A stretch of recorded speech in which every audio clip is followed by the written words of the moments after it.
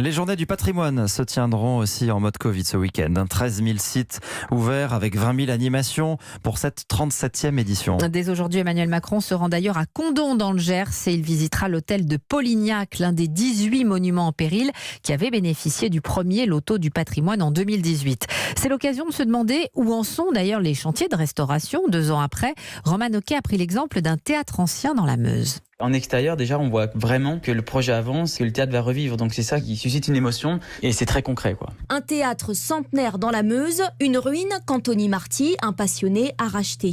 En 2018, le loto du patrimoine lui donne 360 000 €. 6 mois plus tard, le chantier de restauration démarre. Tout le gros œuvre est en phase d'être terminé. Toutes les toitures sont reprises, toutes les menuiseries, toutes les fenêtres ont été changées, près d'une 40aine de fenêtres. Ça a pu se faire très vite. Dans le Rhône, l'enveloppe que Damien Combet a récupérée après le loto, c'est à peine 5% du prix du chantier.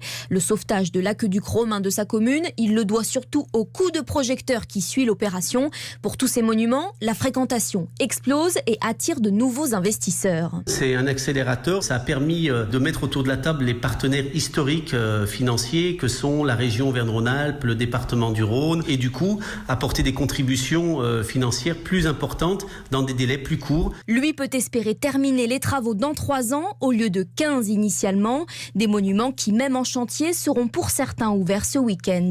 Et le tirage du 3e loto du patrimoine, c'est demain.